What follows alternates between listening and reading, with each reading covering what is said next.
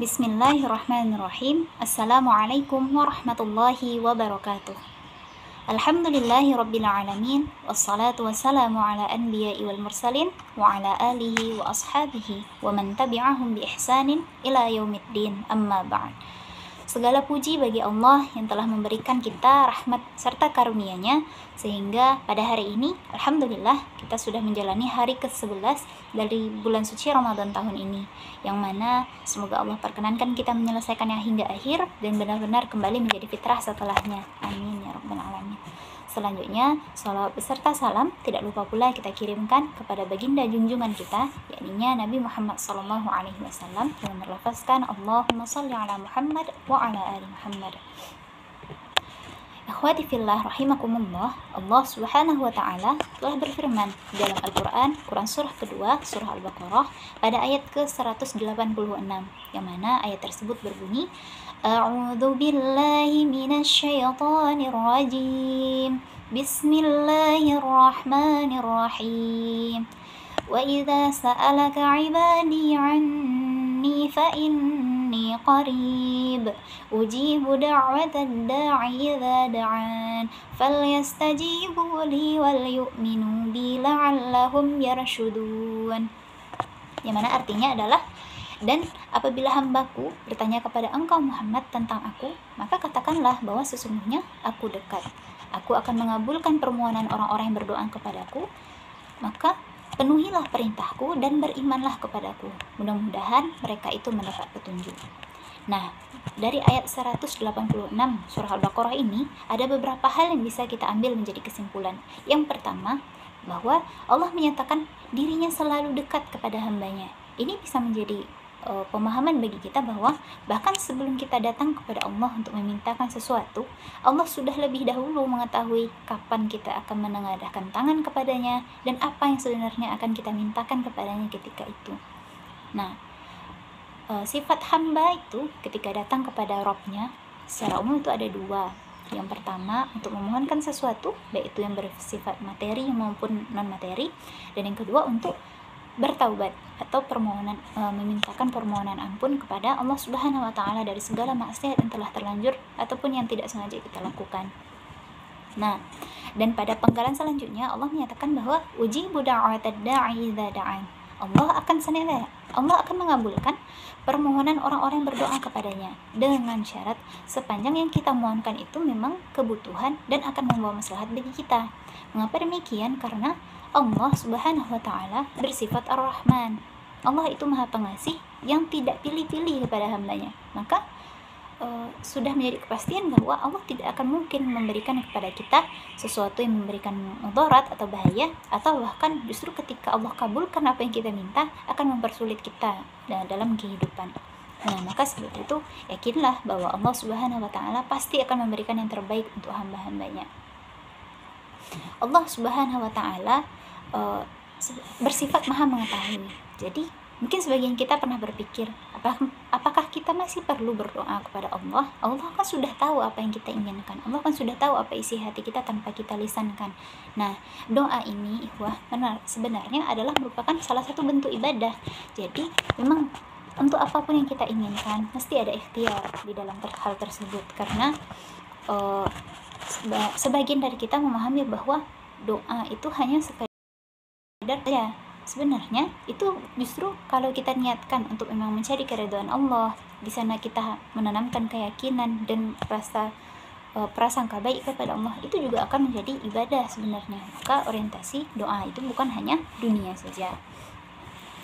Lalu selanjutnya yang perlu kita ketahui juga tentang doa ini ialah bahwa sifat doa itu adalah Allah akan mengabulkan apapun yang kita mintakan kepadanya, namun Allah akan lebih memberikan kepada kita apa yang kita butuhkan, bukan sekadar apa yang kita inginkan. Karena boleh jadi keinginan kita sebagai manusia ini kadang diliputi oleh hawa nafsu, sehingga kita tidak mengukur jauh apakah yang kita mintakan ini sebenarnya memang maslahatkah bagi kita, atau bahkan mungkin akan membahayakan bagi kita.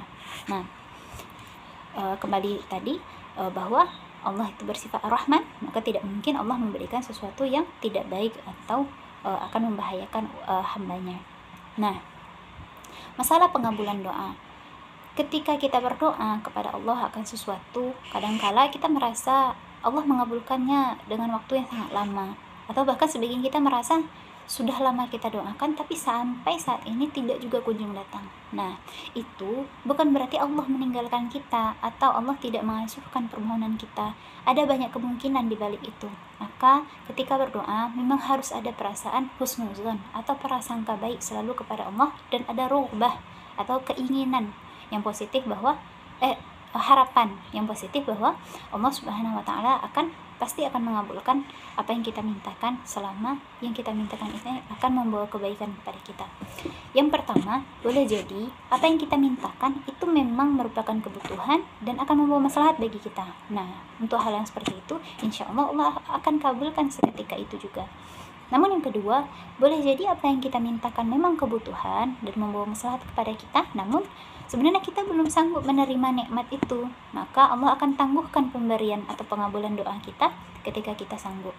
Nah, boleh jadi apa yang kita terima sekarang ini sebenarnya adalah pengabulan dari doa-doa kita yang sebelumnya. Namun kadangkala kita yang berdoa, bahkan kita yang lupa. Namun Allah Subhanahu wa taala tidak pernah lupa, tidak pernah tidur, pasti akan Allah berikan pada tepat bagi kita. Nah, sebab itu sebenarnya kita sebagai hamba ini sering terlambat bersyukur. Maka kita saling mengingatkan agar senantiasa menanamkan rasa syukur kepada Allah Subhanahu wa taala atas segala yang kita terima. Lalu kemungkinan yang ketiga adalah boleh jadi ketika kita berdoa itu sebenarnya tidak akan membawa kebaikan, atau justru bahkan sebaliknya akan membahayakan kita, maka Allah akan ganti dengan sesuatu yang lebih baik. Baik itu pengabulannya bisa jadi masih di dunia, dan boleh jadi Allah akan berikan nanti di akhirat. Sebab itu ikhwah, ketika kita berdoa mestinya selalu ada perasaan atau diiringi dengan keimanan dan rasa prasangka baik kepada Allah Subhanahu wa taala. Ingat bahwa berdoa ini ikhwah merupakan ibadah juga kepada Allah. Jadi hendaknya ketika kita berdoa, orientasi doa ini bukan hanya dunia, tapi juga untuk akhirat kelak.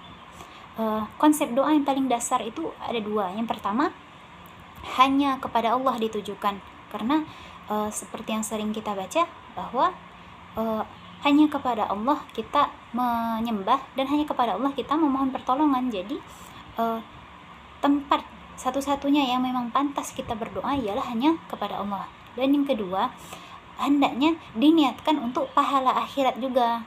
Kenapa? Allah Subhanahu wa taala berfirman di dalam Quran Asy-Syura pada ayat ke-20, yang mana maknanya adalah jika kita menginginkan sebuah kebaikan di akhirat, Allah akan berikan kita kebaikan di akhirat dan akan Allah tambahkan, yaitu kebaikan di dunia juga.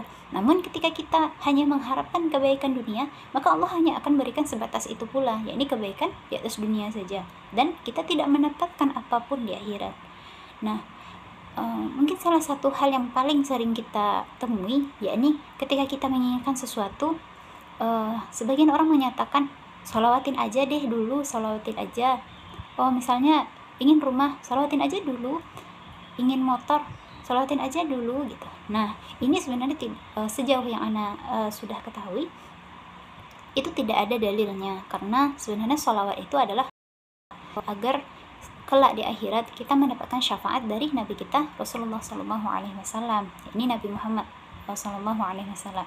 Nah, maka itu tadi, ketika kita berdoa mesti ada perasaan atau diiringi dengan keimanan. Lalu yang terakhir, khususnya boleh jadi apa yang diinginkan ini sudah maslahat, sudah terlalu mendesak juga, dan akan memang benar-benar menjadi kebutuhan, tapi tidak juga kunjung datang pada kita. Nah, boleh jadi untuk kasus yang seperti ini, itu ketika kita mintakan hal tersebut kepada Allah, koneksi kita kepada Allah itu sedang tidak bagus. Dalam artian, boleh jadi ada sekat-sekat antara kita dan Allah, yakninya maksiat. Maka hendaknya kita harus senantiasa selalu memohon pengampunan dari Allah Subhanahu wa taala agar apapun yang kita uruskan kepada Allah seperti itu, berdoa, beribadah dan semacamnya, itu tidak ada penghalang antara kita dan Rabb kita, yakni Allah Subhanahu wa taala. Allah itu maha adil, jadi Allah pasti akan kabulkan apapun yang kita minta. Namun boleh jadi kita sendirilah yang menjadi sebab ada sekat antara kita menerima pengabulan doa dari Allah tadi. Maka bisa kita simpulkan bahwa doa ini adalah ibadah kepada Allah Subhanahu wa taala. Tetaplah niatkan untuk mendapatkan pahala akhirat, dan mudah-mudahan apapun yang kita dapatkan di atas dunia itu adalah bonusnya. Dan juga senantiasalah iringi ketika berdoa itu dengan perasaan keimanan dan penuh pengharapan kepada Allah saja, dan tetaplah berhusnuzon kepada Allah atau berprasangka baik. Dan apapun yang kita terima itu selalu syukuri, karena apabila kita bersyukur Allah akan tambahkan, apabila kita kufur maka azab yang Allah akan berikan kepada kita itu sangatlah pedih. Na'udzubillah. Mungkin itu saja yang dapat Ana sampaikan pada video kali ini. Kurang dan lebihnya Ana mohon maaf. Allahumma a'lam bishawab. Assalamualaikum warahmatullahi wabarakatuh.